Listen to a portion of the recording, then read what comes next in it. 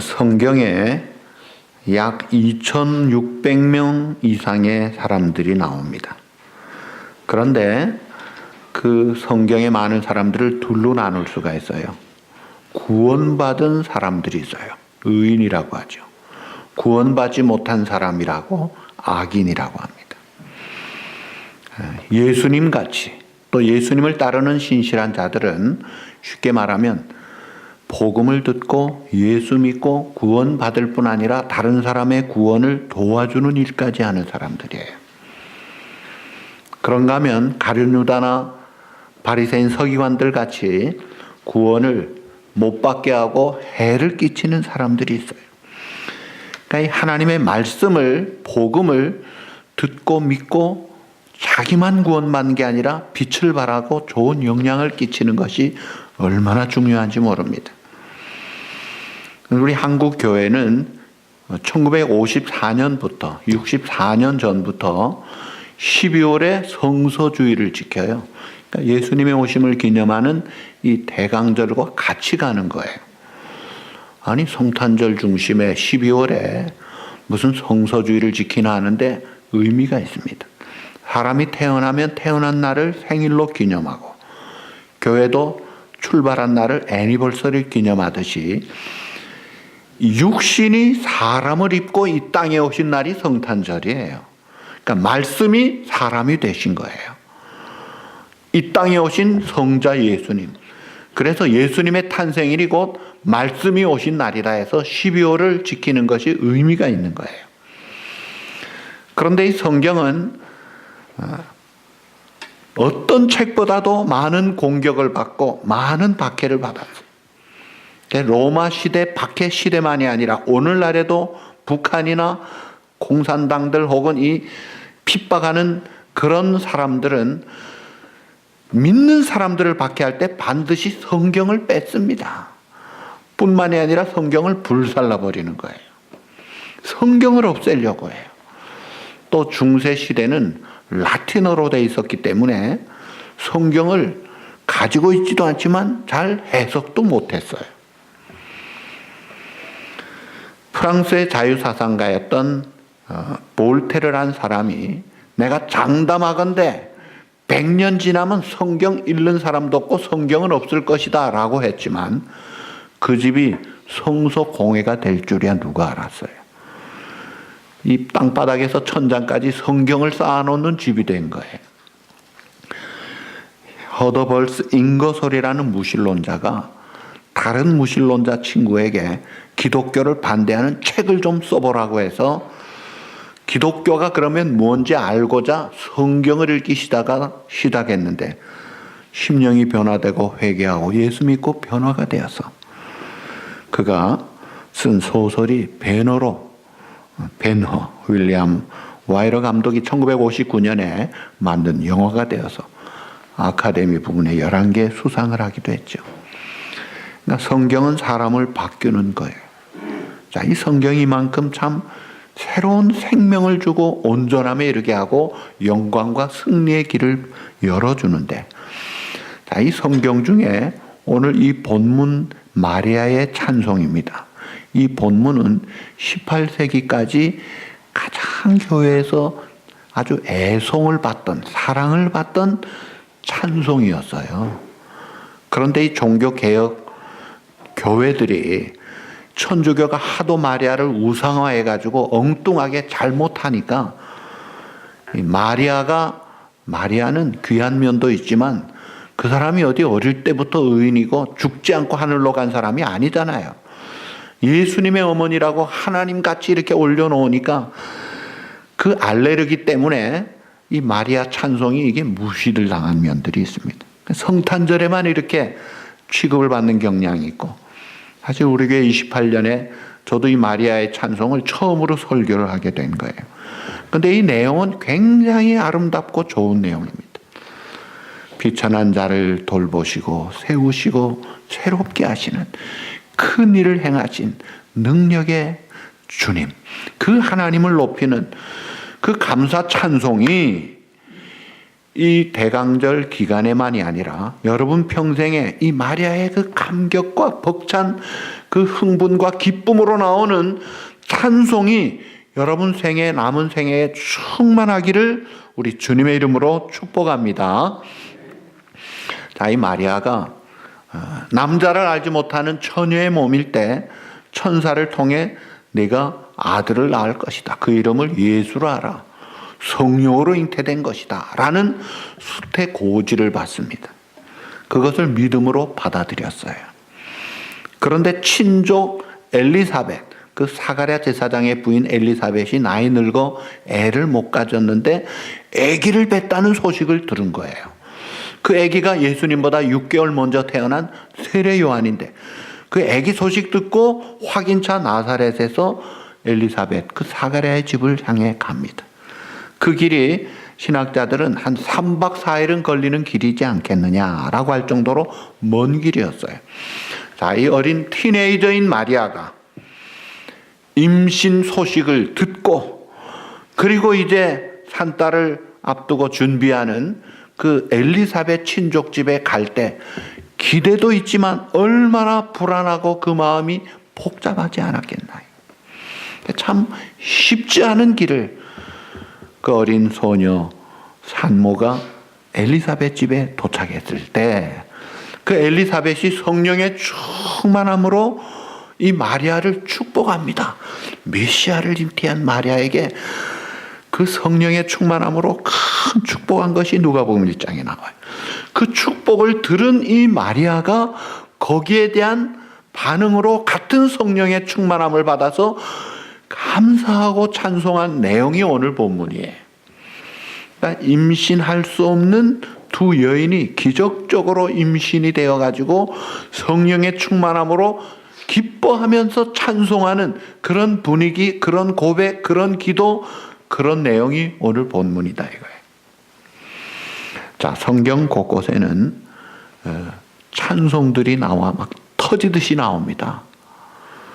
제일 먼저 나오는 찬송이 출애굽기 15장에 나오는 찬송이에요. 어떤 분은 창세기 2장 23절에 아담이 하와를 보고 뼈 중에 뼈요 살 중에 살이라는 것이 첫 찬송이라는 분도 있어요.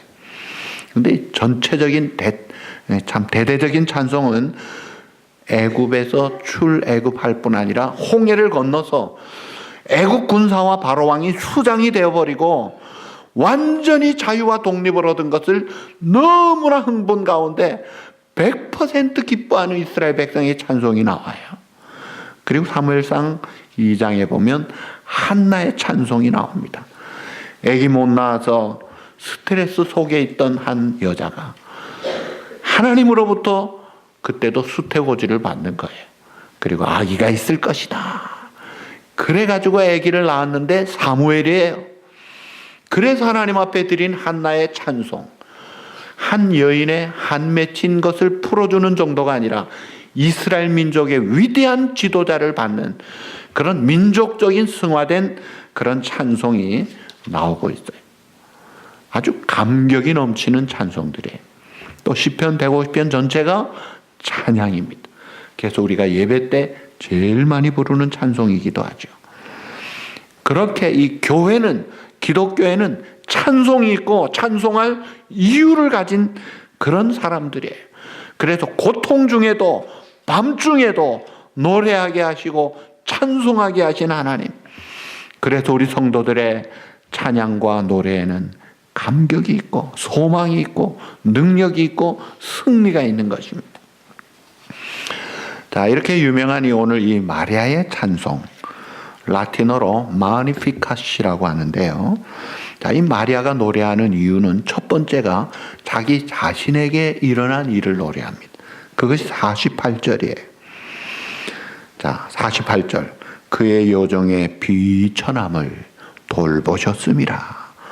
보라, 이제후로는 만세에 나를 복이 있다 일컬으리로다.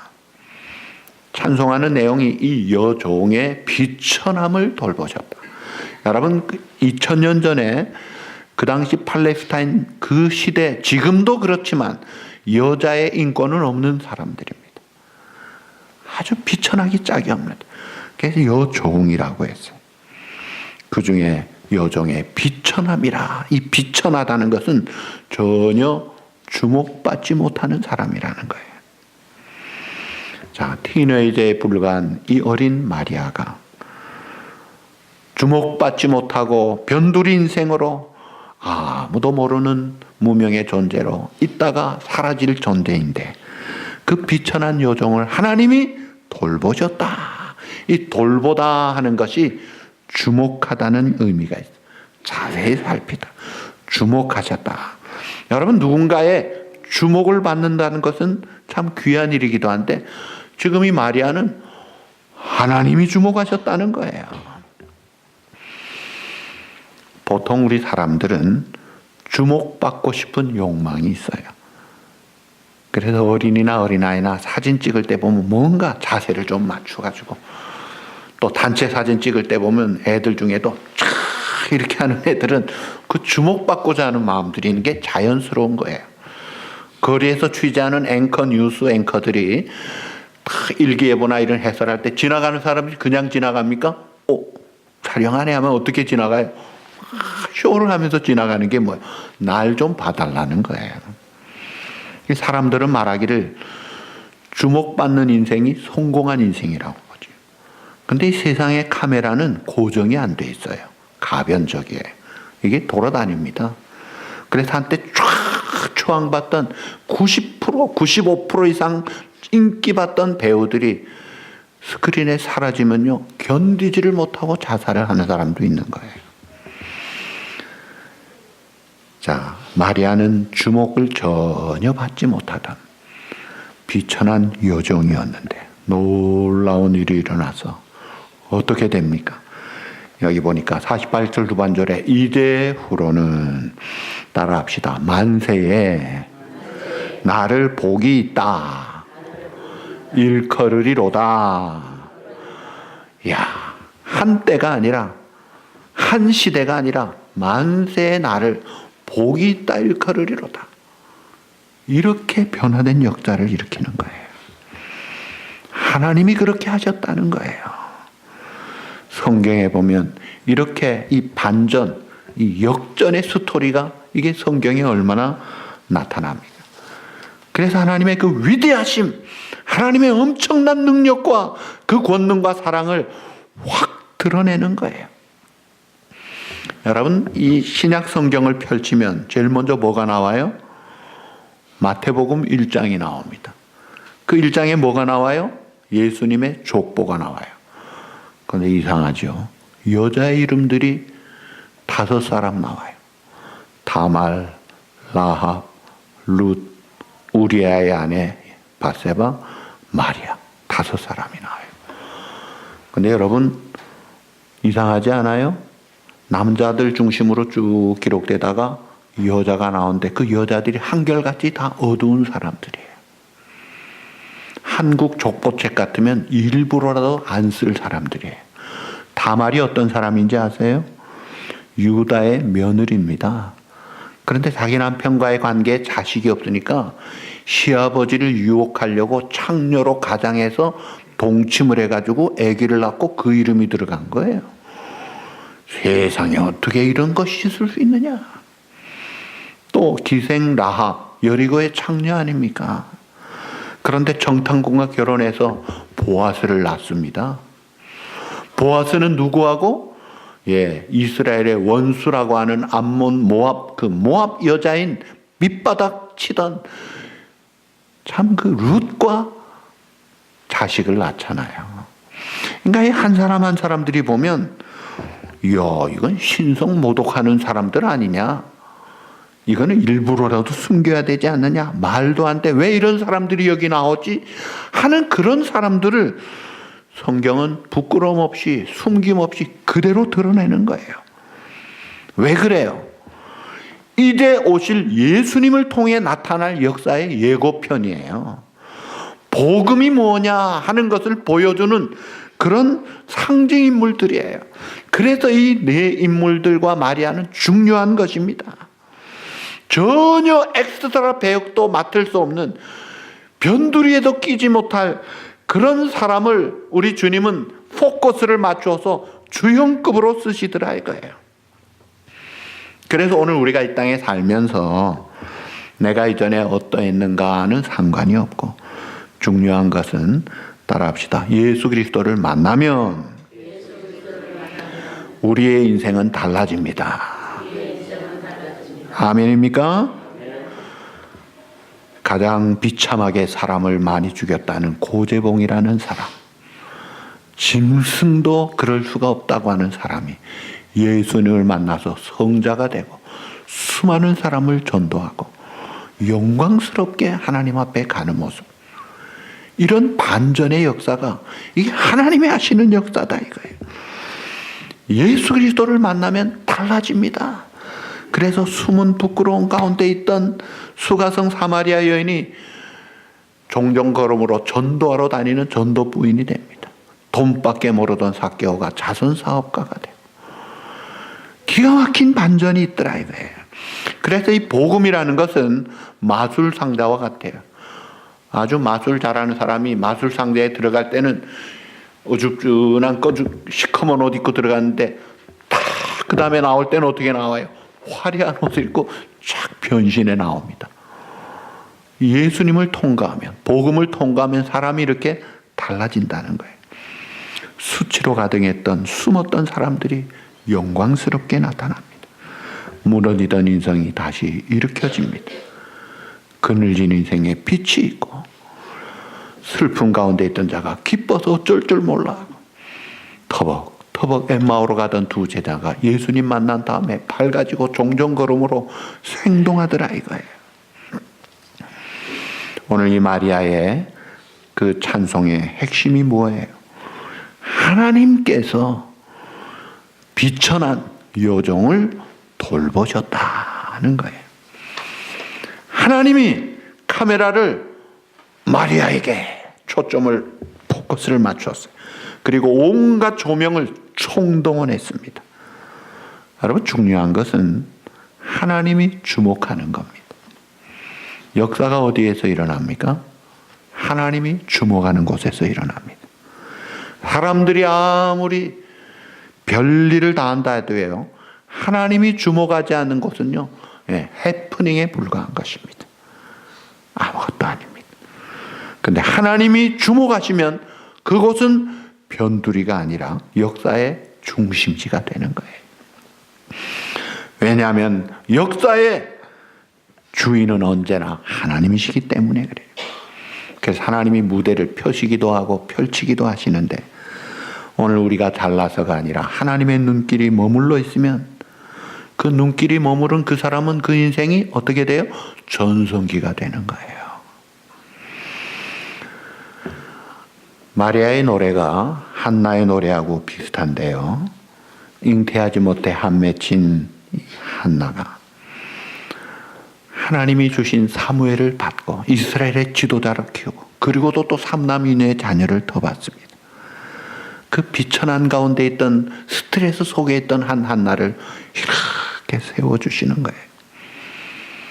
우리 예수님도 이 땅에 오셔서 어떤 인생 사셨나요? 망가지고 깨지고 볼장 다 보고 다 너는 이제 끝났어 하는 세리, 창기, 낙인 찍힌 죄인들, 사람들이 버리고 아무도 안 돌보는 사람들, 그런 사람들을 찾아가시더라 이거예요. 요한복음 5장에 보면 큰 명절에 예루살렘 가서 예수님이 만날 분 많고 하실 일이 많은데 제일 먼저 만난 사람이 누구예요? 아무도 안 찾는 38년 된 병자를 찾더라. 그를 세워주시는 거예요.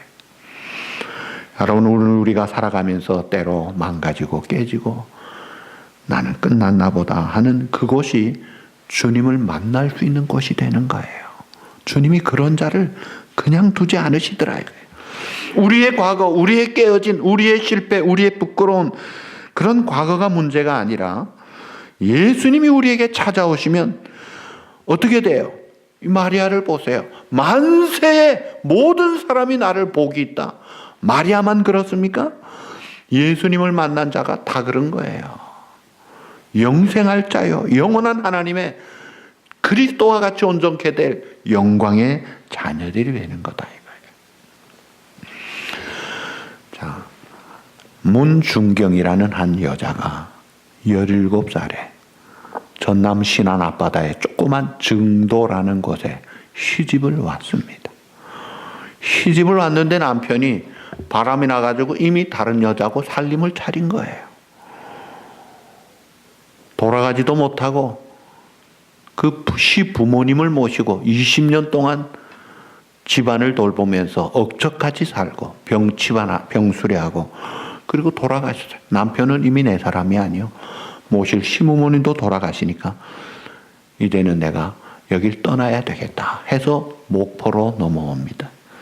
목포의 길거리에서 한 길거리에 전도하는 한 여자분이 예수 믿으세요. 주님이 여러분을 사랑하십니다는 전도를 듣고 예수님을 믿고 예수님의 사랑을 체험하고 나서 야, 나도 사랑받는 그런 여자구나. 너무 감격이 돼가지고 내가 예수님의 사랑을 전해야 되겠다. 그래서 신학교 가서 공부도 하고 전도사가 돼서 그 별명이 대리거지라 그랬어요. 별명이 대리거지. 왜냐하면 길거리에 굶주린 사람, 불쌍한 사람들에게 음식 얻어다가 먹을 거 얻어다가 옷을 얻어다가 먹을 거 주고 하면서 저 사람 대리거지다.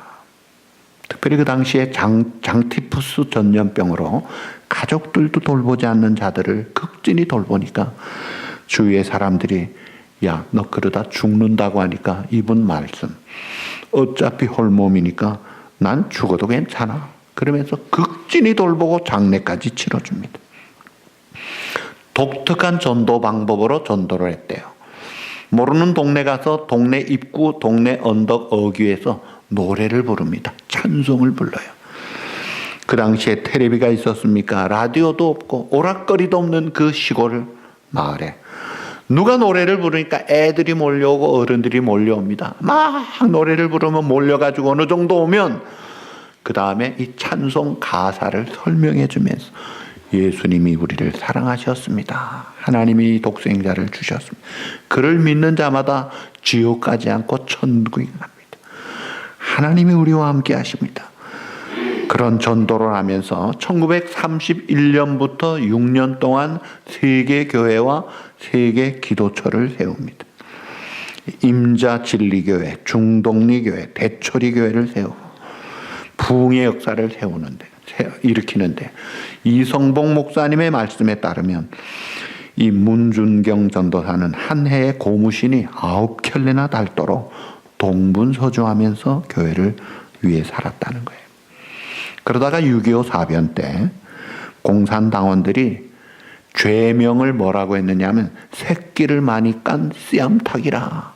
워낙 전도를 열심히 하니까 새끼 많이 깐 씨암탉이라고 해가지고 죽창으로 총대로 찍어가지고 죽이는데 그때 이런 고백을 순교하면서 했다고 그래요. 찬송과 영광을 받으시 합당하신 주님, 존귀와 영광과 모든 권세는 주님 홀로 받으십시오. 멸시와 천대 십자가는 제가 지고 가겠습니다. 지금도 살아계신 하나님, 죄 많은 이 영혼을 받아주실 줄 믿습니다. 그리고 순교했다고 그래요. 그런데 이 문제는 이분은 죽었어요. 이름 없이 살 수 있는 그런 분이 예수 믿고 전도하고 죽었는데 그 처음 시집간 증도의 90%가 예수 믿었습니다. 그리고 거기 섬마을에 100개 교회가 1004개 섬들이 있다고 그래요. 근데 사람 사는 섬들에 100개 교회가 세워지면서 수많은 훌륭한 목사님들이 나오고 지도자들이 나왔는데 그 중에 훌륭한 분 우리가 아는 분이 CCC의 김중곤 목사님, 성결교회 이만신 목사님, 치유사역 정태기 목사님, 그리고 한신총장 고재식 박사님, 그리고 제가 아는 친구 이 강준민 목사나 최춘호 목사나 이 OM 선교사들, 수많은 법관들, 수많은 기업가들, 비천한 종을 돌보시는 하나님이 주목을 하시니까 본물 터지듯이 이런 역사가 일어나더라는 거예요. 우리 하나님이 그런 하나님이요. 그런 복음으로 우리가 사는 겁니다. 그리고 이 마리아가 노래하는 것은 여종의 비천함을 돌아보실 뿐 아니라 49절에 보니까 능하신 이가 큰 일을 행하셨으니 그 이름이 거룩하시며 그랬어요. 하나님의 능력의 역사를 이런 포커스를 처음에는 여종의 비천함에서 출발했는데 초점이 확실하게 하나님께로 갑니다. 하나님이 큰 일을 행하셨다. 그 큰 일이 뭐예요? 메시아의 탄생이라는 거예요. 이 땅에 우리의 영원한 생명의 구주가 오셨다는 거예요. 자기의 배를 통해 하나님의 아들 메시아 예수 그리스도가 오셨다는 거예요. 사실 마리아야 두려워 말라 평안할지어다. 내가 성령으로 예수를 잉태할 것이다 라고 탄생 고지를 가브리엘 천사로부터 받을 때 그 소식이 처음에는 굿뉴스가 아니라 사람 잡는 배드뉴스와 같은 거였어요. 처녀가 아기를 뱄다 그러면요 돌 맞아 죽어도 모자랄 그런 그 살벌한 그때. 그래서 마리아가 천사에게 누가복음 1장 34절 나는 남자를 알지 못하니 어찌 일이 있으리까. 당연한 반응을 보인 거예요. 그럴 때 천사가 뭐라 그래요? 37절에 대저 하나님의 모든 말씀은 능하지 못하심이 없느니라. 능치 못함이 없는 하나님의 약속이다 라고 하니까 그때 38절에 마리아가 이르되 주의 여종이오니 따라합시다. 말씀대로 내게 이루어지리이다. 말씀대로 내게 이루어지겠습니다 라고 고백을 합니다. 자, 마리아가 나는 남자를 알지 못하는데 무슨 망측한 그런 말을 하십니까? 어찌 그럴 수가 있습니까? 할 때 하나님은 능치 못함이 없다. 그 약속은 그대로 이루어질 것이다 할 때 이 마리아는 주의 계집종이 주의 말씀대로 이루어질 것을 믿음으로 고백합니다. 자, 그 믿음, 그것은 하나님이 주신 믿음이에요. 성령님이 하게 하신 거예요. 그러니까 우리가 말씀을 듣거나 읽을 때 아멘 하는 것, 그거는요 내가 아멘 하지만 사실은 하나님이 하게 하시는 것인 줄 믿습니다. 그래서 아멘을 잘해야 돼요. 아멘이 이게 축복이라는 거예요. 믿음을 주신 거예요. 의심이 사라지고 말씀이 그대로 받아들여지는 거죠. 이해가 돼서 아멘하는 게 아니라 믿어져서 아멘하고 믿음으로 아멘하니까 이해도 잘 되는 거예요. 그래서 누가복음 1장 45절에 오늘 본문 그 앞구절이죠. 뭐라고 그래요? 주께서 하신 말씀이 반드시 이루어지리라고 믿은 그 여자에게 복이 있도다. 말씀을 그대로 믿는 사람은 복이 있다라고 그렇게 선포하는 겁니다. 자, 동정녀 탄생, 능치 못함이 없는 하나님이 그거 못할 이유가 없어요. 죽은 사라의 몸에서 이삭을 주신 하나님, 늙어 임신 못하는 엘리사벳에게 세례 요한을 주신 하나님, 동정녀 마리아에게 예수님을 주신 하나님, 능치 못함이 없는 그 주님을 믿으니까 마리아가 말씀대로 이루어지리이다. 사실은 마리아가 이걸 믿고 고백하고 아기를 낳고 키우지만 그 중간 과정에 불안과 두려움과 돌 맞아 죽을 수도 있고 요셉이 의롭고 착한 사람이 아니면 참 정원한 관계가 끊어질 수 있고 인생이 파장날 수 있는 그런 위험 부담이 있는 상태에서 이 역사가 이루어져 가는 거예요. 그러니까 하나님께서 오늘 우리의 성도의 삶을 인도하실 때 때로 우리가 이해할 수 없는 독특한 방식으로 때로는 우리가 참 깜짝 놀랄 어려운 지경을 통과하면서 그 일을 하게 하시는 거예요. 그리고 이제 또 하나님의 그 능력을 51절 52절에 두 가지로 나타납니다. 교만한 자 권세 있는 자들은 흩으시고 내리치시고 비천한 자를 높이셨다. 이 교만한 자 한마디로 말하면 하나님을 두려워하지 않는 자입니다. 하나님이 필요 없다고 하는 자예요. 하나님의 자리에 자기들이 앉아있는 자예요. 자기가 인생의 주인인 것으로 생각하는 사람들이에요. 그런 자를 하나님이 내리치시더라 이거예요. 진정한 능력은 하나님께 있는 거예요. 그 당시에 로마 황제의 권세 대단했죠. 헤롯 왕의 권세 대단했죠. 거기 비해서 어린 아기를 낳은 마리아나 요셉은 완전히 단칼에 날아갈 수 있는 그런 존재가 아닙니까? 그러나 하나님은 권세 있는 자들은 내리치시고 예수님을 애굽으로 피신하게 하고 나사렛에서 자라게 하시고 공생애를 통해 보여주시고 십자가 부활로 우리의 길을 열어주시고 구원의 확실한 그런 역사를 이루시는 주님, 그 하나님이 능력으로 함께 하시는 거예요. 그래서 성경에 보면 하나님의 손을 펴신 팔, 강한 손, 능력의 오른손, 그런 식으로 표현하면서 하나님이 그렇게 구원의 역사를 이루어 가신다는 거예요. 이렇게 비천한 요종을 높이시고 낮은 자 겸손한 자 줄인 자를 먹이시고 세우시는 하나님, 교만한 자들에게는 아주 가혹하십니다. 잠언에 보면 교만은 따라합시다. 교만은 패망의 선봉이요, 거만한 마음은 넘어짐의 앞잡이니라. 예, 이런 말씀들, 겁나는 말씀들이죠. 잠언 16장 18절이에요. 하나님의 일은 분명하세요. 교만한 자는 하나님이 상대해서 꺾어버리십니다. 그러니까 안 꺾일 자가 없는 거예요. 그런가 하면 겸손한 자, 낮은 자를 끌어올리시는 일을 하나님이 하세요. 그래서 53절에 줄인 자를 좋은 것으로 배불리시고 부자는 빈손으로 보내셨다. 줄인 자들을 배불리게 하는 것은 로마 황제도 아니요 헤롯 왕도 아니라 하나님이요, 천산천야의 짐승들과 물고기와 새들을 먹이시는 분은 하나님이신 거예요. 하나님이 겸손한 자를 높이시는 분. 그래서 이 마리아의 찬송을 통해서 그 마리아의 겸손을 봅니다.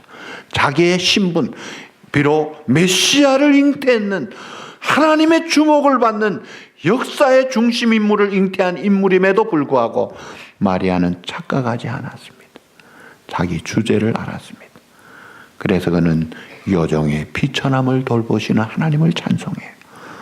사람들은 착각을 잘해서 처음에는 출발할 때 아유 나는 아닙니다, 나는 못합니다 하다가도 또 세워주면 나밖에 누가 있나 그러면서 자기가 우쭐대고 하나님 자리까지 올라가려고 합니다. 착각하는 사람들이에요. 근데 예수님의 어머니 마리아는 이런 면에서 겸손했던 거예요. 여종의 비천함을 돌아보신 주님, 자기 주제 파악을 확실하게 하고 여종이라고 했어요. 그런데 그 아들 예수님도 마찬가지였어요. 하나님의 영광과 본체가 동등하신 분이지만 그러나 자기를 비워 종의 형체를 가지고 아버지여 내 원대로 마옵시고 아버지 원대로 되기를 원하나이다. 그 길을 가시잖아요. 낮아진 자, 겸손한 자, 섬기는 자를 통해 역사하시는 하나님. 그래서 사도 바울은 자신을 낮추기에 열심을 했어요. 내가 만삭되지 못한 자와 같고 지극히 작은 자보다 더 작은 나라. 어떻게 자기를 낮출지 아주 안달이 난 사람같이 보이잖아요. 그런 바울을 하나님은 마음껏 쓰셨던 거예요. 자, 하나님은 높은 자, 교만한 자를 내리십니다. 낮고 비천한 여종을 높이시더라 이거예요. 복음은 우리가 생각하지 않은 방식으로 역사를 합니다. 잘난 자들의 교만은 꺾어버리시고 비천한 가운데 어둠 가운데 있는 자들을 밝은 곳으로 높이 올리셔서 찬송하게 하시는 이 오묘한 복음의 세계. 그래서 우리가 지금 내 상태가 중요한 것이 아닙니다. 하나님이 주목하셔야 돼. 우리가 높고 낮아지는 것 다 하나님의 손에 달려 있어요. 역사를 펼치기도 하시고 접기도 하시는 주권자인 하나님의 주목을 받고 하나님의 손길에 함께하고 하나님의 돌보심이 중요한 거예요. 그래서 하나님의 눈길이 주목하는 곳에는 승리가 있고 반대로 하나님의 눈길을 벗어나는 길에는 승리가 아니라 멸망하는 길이다 이거예요. 자, 이 마리아는 이 오늘 찬송의 초점이 마리아가 아니에요. 자기 노래를 부르는 게 아니에요. 큰 일을 행하신, 높으신, 자비하신, 나를 구원하시고 사용하시는 비천한 여종을 돌보신 하나님을 찬송하고 그 하나님의 큰 일을 찬송하는 거예요. 오늘 그 하나님이 똑같은 여러분의 하나님입니다. 그래서 시편 37편 5절 6절을 명심하십시오. 내 길을 여호와께 맡기라. 그를 의지하면 그가 이루시고 내 의를 빛같이 나타내시며 내 공의를 정오의 빛같이 하시리로다. 너의 길을 여호와께 맡기라 이거예요. 여러분, 연말에 한 해 결산을 하면서 마음이 무겁습니까? 혹은 불안한 마음이 있어요? 어두운 마음이 있어요? 걱정, 근심이 있습니까? 문제 속에서 힘들어합니까? 아픔이 있습니까? 예, 한 해를 마감하고 새해를 잘 열어야 될 텐데 그래도 긍휼을 베푸시는 하나님께 우리가 엎드릴 수 있다면, 기도할 수 있다면, 하나님의 자비와 긍휼을 구할 수 있다면 찬송할 수 있는 사람이 되는 거예요. 마리아 같이 여종의 비천함을 돌보시는 하나님, 큰 일을 행하신 하나님을 찬송할 거예요. 약할 때 강함 주시고 참 보배가 되시는 주님 때문에 일어설 수 있는 거예요. 여러분, 이런 찬송을 하고 살아가는 12월만이 아니라 여러분의 남은 생활에서 감격의 기쁨을 가지고 비천한 자를 세워주시는 능력의 하나님을 찬송하며 살아가는 감사 찬송의 주인공이 바로 여러분이 되시기를 우리 주님의 이름으로 축복합니다.